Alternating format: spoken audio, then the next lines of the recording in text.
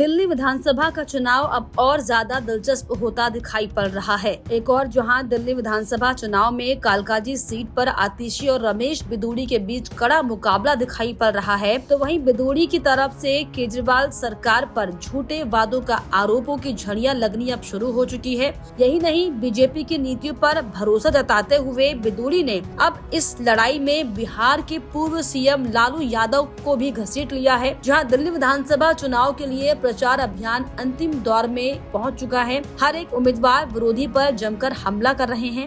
इसी बीच सबसे रोचक मुकाबला दिल्ली के कालकाजी सीट पर है, जहां से दिल्ली के सीएम आतिशी और बीजेपी के कद्दावर नेता रमेश बिदूड़ी के बीच मुकाबला है। दोनों नेता एक दूसरे पर तीखे हमले कर रहे हैं। इसी बीच रमेश बिदूड़ी ने दरअसल एक निजी चैनल के इंटरव्यू में बातचीत में कहा कि अब दिल्ली के लोगों को बदलाव चाहिए।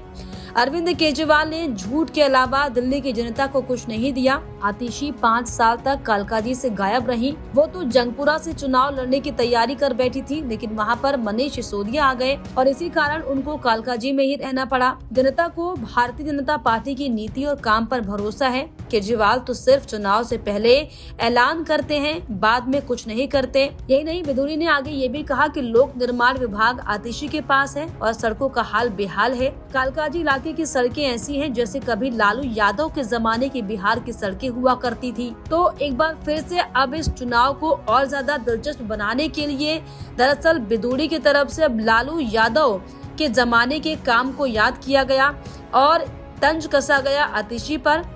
उन्होंने कहा कि राजधानी अगर ऐसी रहेगी तो इसमें भारत का अपमान है।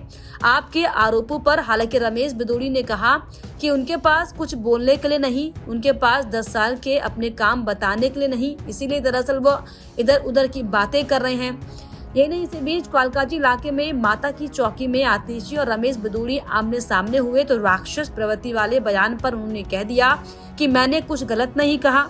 भगवान कृष्ण ने खुद गीता में कहा है कि पापी वो नहीं जो पाप करता है, बल्कि पापी वो है जो उस पाप का साथ देता है। तो लगातार जो है अब दरअसल दिल्ली में विधानसभा चुनाव के काउंटडाउन के साथ ही जो माहौल है वो सियासी और ज्यादा गर्माता हुआ दिखाई पड़ रहा है। और इसी कड़ी में अब जिस तरीके से रमेश बिदूड़ी ने दरअसल इस दिल्ली की जंग में, सियासी जंग में बिहार के पूर्व सीएम लालू प्रसाद यादव का जो जिक्र किया है, दरअसल इसको लेकर आपकी क्या राय है, इस पर कमेंट बॉक्स में जरूर लिखिएगा। इसके अलावा हमारे चैनल को लाइक, शेयर एंड सब्सक्राइब करना भी ना भूलें।